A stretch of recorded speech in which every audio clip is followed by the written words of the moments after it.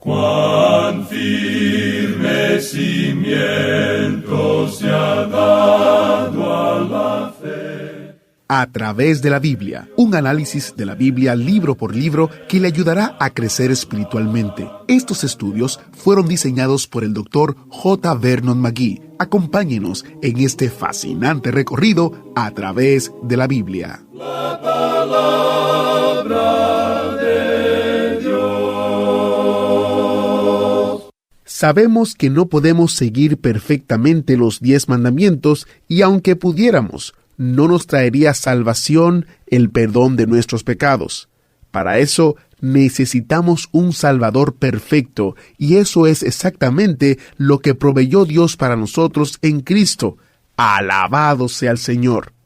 Más que cualquier otra cosa, la época de Navidad es un tiempo de adorar, de parar y recordar que en la eternidad del pasado, Dios el Padre puso en movimiento un plan para salvar a la gente que Él amaba. Durante la época de Navidad se habla mucho de pastores y magos que adoran al niño Jesús, pero es también nuestra mayor oportunidad para adorar al Cristo vivo, que es nuestro gran sumo sacerdote en el cielo hoy. En una temporada de dar regalos, confiamos en que usted reciba este estudio bíblico con el espíritu intencionado que le ayude a crecer y a ahondar en su amor por Jesús y por la palabra de Dios. Ahora vamos a orar. Padre Celestial, tenemos la mayor bendición que cualquier ser humano pudiera tener, recibir a Cristo como nuestro Salvador. Pero también, Señor, oramos por aquellos que aún no te conocen, para que a través de Jesucristo vengan a tus pies. Usa el estudio bíblico de hoy para hablar a nuestros corazones y a nuestra mente. Te lo pedimos, Señor, en el nombre poderoso de Jesús. Amén y amén. Ahora iniciamos nuestro recorrido bíblico de hoy con las enseñanzas del Dr. McGee, en la voz de nuestro hermano Samuel Montoya. Continuamos hoy, amigo oyente, nuestro estudio del capítulo 16 del Evangelio según San Lucas. Y vamos a comenzar leyendo el versículo 18, donde Jesús habla sobre el divorcio.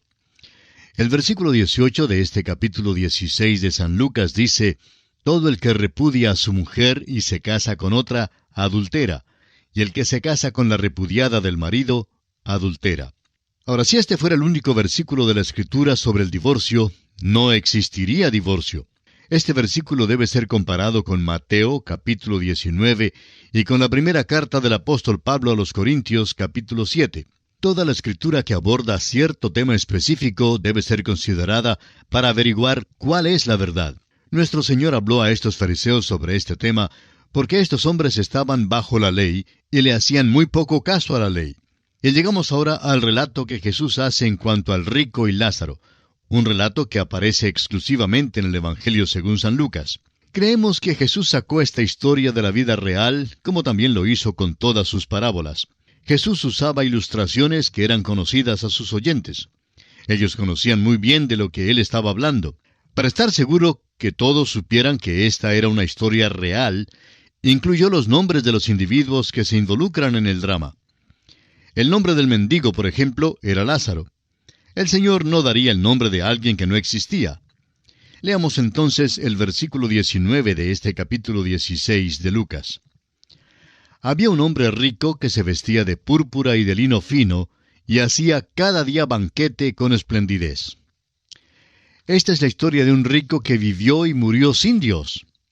La historia pasa a una esfera de la que nada sabemos. El Señor pasa de este mundo al próximo sin interrupción alguna. Aunque sabemos muy poco en cuanto a la cortina que hay entre esta vida y la próxima, en esta historia nuestro Señor atraviesa esta cortina sin ningún esfuerzo. Cuando el hombre está a merced de su propia imaginación, trata de crear muchos inventos y desde sus sueños más alocados hace especulaciones ilimitadas. El hombre trata de hacer que se realicen sus planes más fantásticos. Y cuando el hombre usa su imaginación, pronto se encuentra en apuros. En esta historia, pues, nos paramos ante la cortina de hierro de la muerte sin poder penetrarla. Lo importante es lo que dice la palabra de Dios. Han existido solamente 4 hombres que han hablado con autoridad en cuanto al otro lado de la muerte. Ellos son el Señor Jesús, Lázaro, Juan y Pablo. Leamos ahora los versículos 20 y 21. Continúa el Señor Jesús hablando y dice: Había también un mendigo llamado Lázaro, que estaba echado a la puerta de aquel, lleno de llagas, y ansiaba saciarse de las migajas que caían de la mesa del rico, y aun los perros venían y le lamían las llagas. Aunque algunos llaman a esta historia una parábola, no perdamos de vista que es un suceso real. Aquí hay 2 hombres a los lados opuestos de la escalera social y financiera. Uno de ellos representa la parte más alta con sus riquezas, y el otro representa la parte más baja con su pobreza. En realidad, no había 2 hombres que pudieran estar más distanciados entre sí en cuanto a su rango social que estos 2. Este pobre, para poder sobrevivir, tenía que depender de las migajas que caían de la mesa del rico. Nunca le convidaron a sentarse en la mesa del rico. Tuvo que mantener una posición servil. Allí donde estaba botado, los perros venían y le lamían las llagas. Esto de veras es lo más profundo de la degradación y la desesperación más terrible. Y allí había caído este hombre, Lázaro. De seguro que si usted hubiera vivido en aquel pueblo, habría recibido la impresión de que el pobre Lázaro, vestido de trapos, no tenía mucho discernimiento espiritual ni riquezas. Estamos seguros que muchos le habrían considerado un caso desesperado. En cambio, estamos seguros que nombraron a muchos edificios en memoria del hombre rico, y más que seguro que tenía una reputación y un nombre maravilloso en su pueblo natal. Los ciudadanos del pueblo veían a un rico vestido de púrpura, quien vivía suntuosamente, y a un mendigo cuyas llagas eran lamidas por los perros. Esta es una descripción que establece un marcado contraste entre la pobreza más abyecta y las riquezas extremas. Continuemos con el versículo 22 de este capítulo 16 de Lucas. Aconteció que murió el mendigo y fue llevado por los ángeles al seno de Abraham. Y murió también el rico y fue sepultado. Nuestro Señor llega ahora a las mismas puertas de la muerte y las atraviesa como si nada de extraño hubiera acontecido. Cuando murió el mendigo, estamos seguros que no hubo ningún funeral. Simplemente llevaron su cuerpo afuera y lo echaron en el Gehenna, es decir, el lugar donde se echaban los cuerpos de los pobres en aquel entonces. El momento en que el mendigo pasó por la entrada de la muerte, los ángeles le tomaron y lo llevaron al seno de Abraham. Ahora el rico también murió y fue sepultado. Le dieron un gran funeral y el predicador pretendió colocarlo en la parte más alta del cielo. La única dificultad es que el predicador se equivocó en su dirección y así el rico fue en la otra dirección. Ahora el versículo 23 dice: Y en el Hades alzó sus ojos estando en tormentos, y vio de lejos a Abraham y a Lázaro en su seno. La palabra Hades debe ser traducida como el mundo no visible. En realidad el infierno o lago de fuego es un lugar cuyo negocio todavía no está en operación. El libro de Apocalipsis nos dice que los primeros ocupantes del lago de fuego serán el anticristo y el falso profeta. Cuando murieron Lázaro y el rico, fueron al mundo no visible, al lugar de los muertos. Ahora notemos que la muerte significa separación. Nunca significa aniquilación o cese total de la existencia, como pretenden enseñar algunos.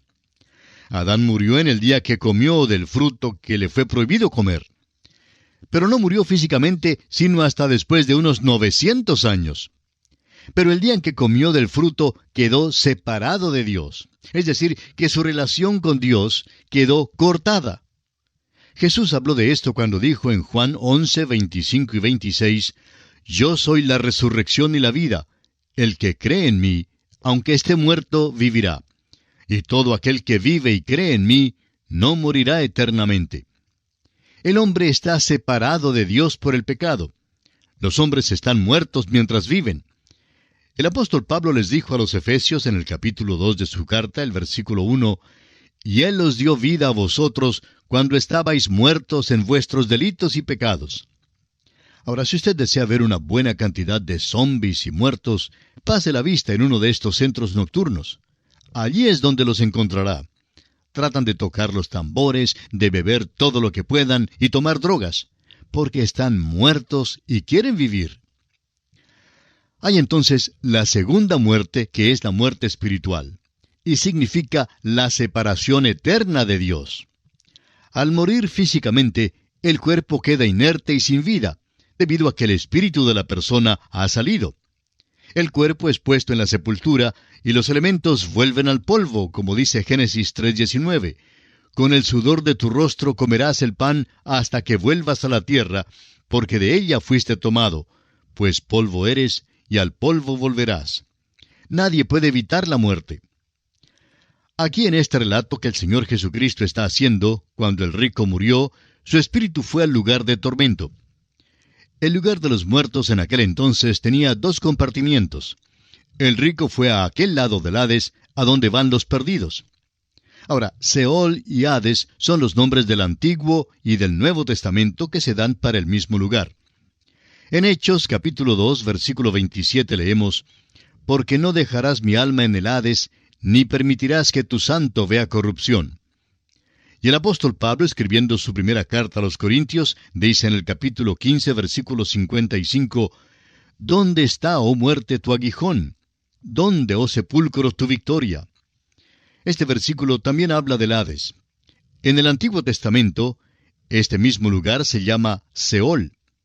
Ahora los muertos justos iban al paraíso o seno de Abraham, en este lugar Seol o Hades, y los perdidos iban al lugar de tormento, en este lugar Seol o Hades. Hay otras cosas que son reveladas en esta historia, las cuales no conoceríamos si no fuera porque nuestro Señor las reveló. Continuemos ahora con los versículos 24 hasta el 26 de Lucas capítulo 16. Entonces él, es decir, el rico, dando voces dijo, «Padre Abraham, ten misericordia de mí, y envía a Lázaro para que moje la punta de su dedo en agua y refresque mi lengua, porque estoy atormentado en esta llama». Pero Abraham le dijo, «Hijo, acuérdate que recibiste tus bienes en tu vida, y Lázaro también males. Pero ahora éste es consolado aquí, y tú atormentado.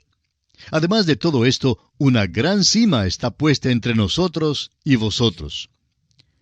Los cuerpos de los creyentes hoy en día, desde la resurrección de Jesucristo, van al sepulcro y vuelven al polvo.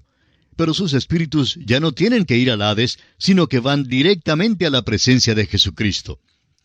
El apóstol Pablo dice en su segunda carta a los Corintios, capítulo 5, versículo 8, «Pero confiamos, y más quisiéramos estar ausentes del cuerpo y presentes al Señor». En cambio, los que mueren sin Cristo, los perdidos, hoy en día todavía van al lugar de los tormentos, en este lugar Seol o Hades.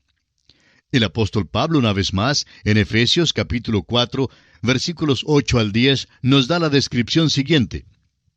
«Por lo cual, dice, subiendo a lo alto, llevó cautiva la cautividad, y dio dones a los hombres».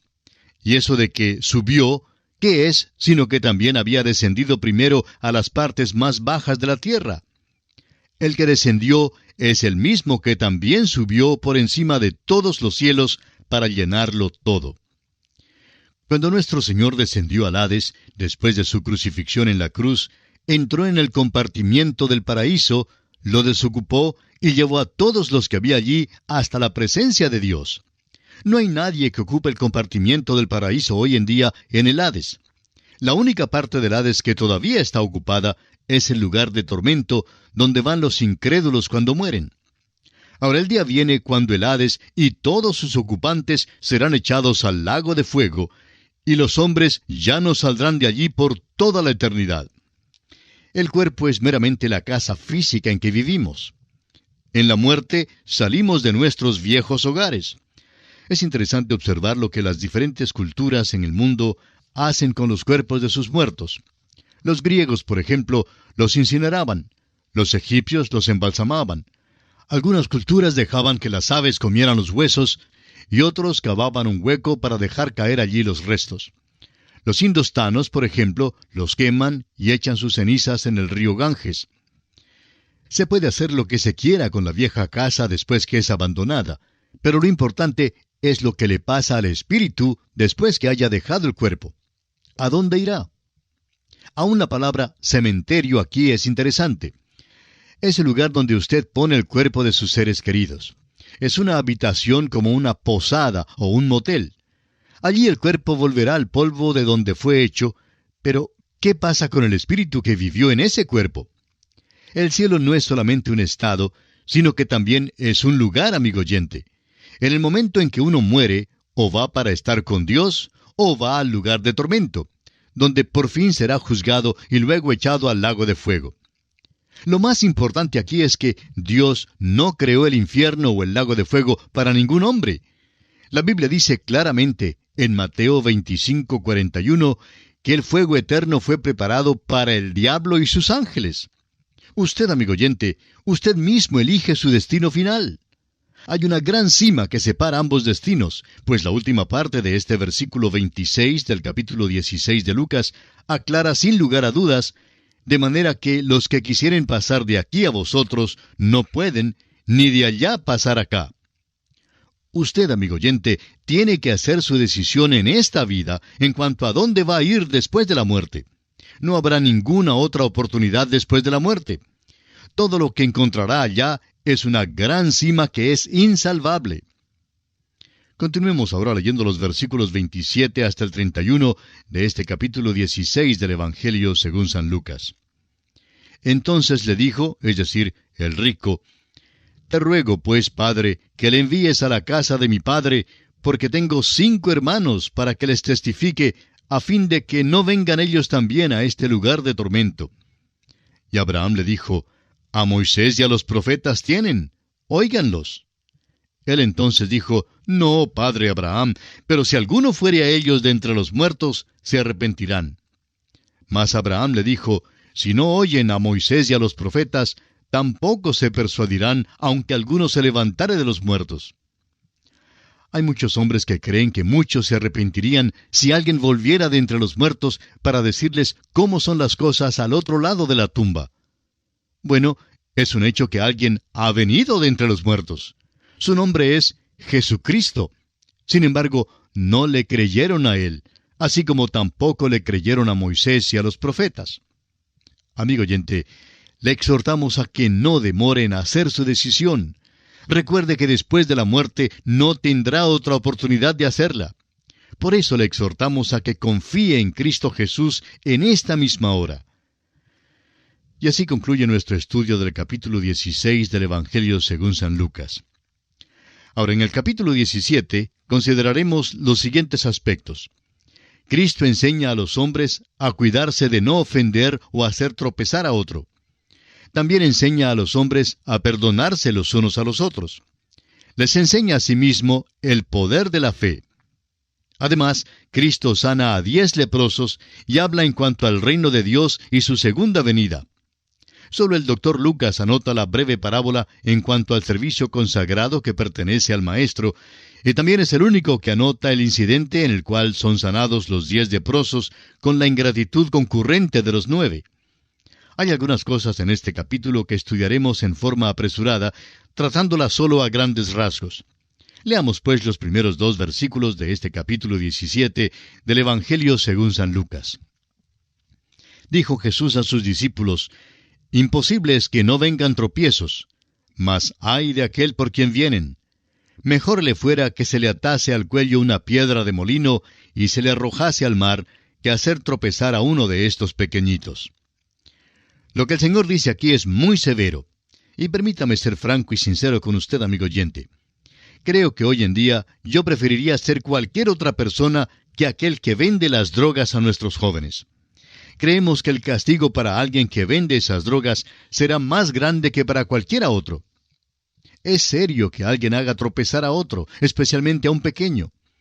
Hay una cosa que estimamos peor que tener que ir al infierno, y es ir al infierno y oír decir allí al hijo o a la hija, «Papá, estoy aquí porque te seguí a ti». Eso es lo peor que le pueda acontecer a una persona. Consideremos ahora la enseñanza de Jesús a sus discípulos en cuanto al servicio fiel. Una vez más, Jesús es severo. Hay quienes hablan mucho en cuanto al benigno y bondadoso Jesús.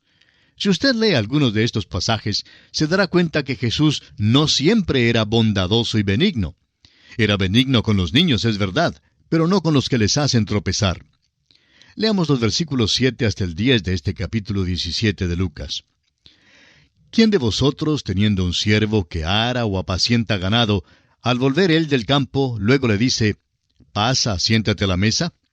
¿No le dice más bien, «Prepárame la cena, cíñete y sírveme hasta que haya comido y bebido, y después de esto come y bebe tú»? ¿Acaso da gracias al siervo porque hizo lo que se le había mandado? Pienso que no. Así también vosotros, cuando hayáis hecho todo lo que os ha sido ordenado, decid, siervos inútiles somos, pues lo que debíamos hacer, hicimos. Permítanos aquí, amigo oyente, hacer la siguiente aplicación de este pasaje. Hay quienes creen que debido a que tratan de seguir el sermón del monte, de ser buenos vecinos, y porque tratan de amar a los hombres, que algún día, piensan ellos, Dios pasará la mano sobre ellos y palmoteándoles les dirá, ¡qué persona más amable! Ha ganado su entrada al cielo. Si usted, amigo oyente, guardara los 10 mandamientos y el sermón del monte, lo cual en realidad no puede hacer, simplemente haría lo que debe hacer.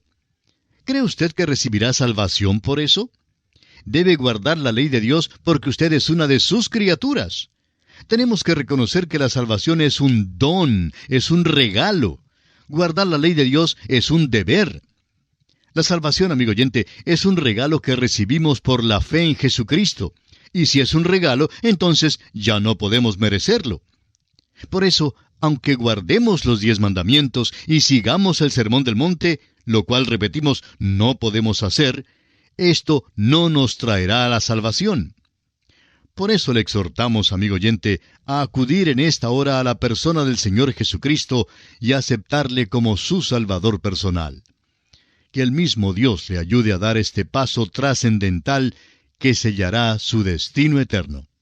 Dios mediante, en nuestro próximo programa continuaremos nuestro estudio del capítulo 17 del Evangelio según San Lucas, y es nuestra oración que el Señor derrame sobre usted las incontables bendiciones del cielo. El nacimiento de Jesucristo es un hecho que cambió la historia. Dividió la historia a la mitad, dándonos a nosotros a entender que existe un antes y un después de Jesucristo. Celebramos el hecho de que Jesucristo naciera. No en esta época, como sabemos, pero sí el hecho de que el nacimiento de Cristo marcó el inicio de una nueva vida para todos nosotros y el inicio de un proceso que Dios inició para salvarnos, dándonos aquel que podía cambiar nuestro destino y nuestra vida, salvándonos del pecado. Todo comenzó con el nacimiento de ese niño que es nuestro Salvador. Y eso lo celebramos y lo agradecemos. Soy Heiel Ortiz. Por todos nosotros en A Través de la Biblia, oro que la gran gracia de Dios, su misericordia y su paz sea con ustedes. Hasta la próxima. ¿Fue de ayuda para usted el estudio de hoy? ¿Desea enviarnos algún comentario de lo que ha estado escuchando? Entonces escríbanos, no espere más. Nuestro correo electrónico es atv@transmundial.org. atv@transmundial.org. Si desea recibir las notas y bosquejos de lo que estamos estudiando, suscríbase gratis en nuestra página en internet, atravesdelabiblia.org/notas. atravesdelabiblia.org/notas.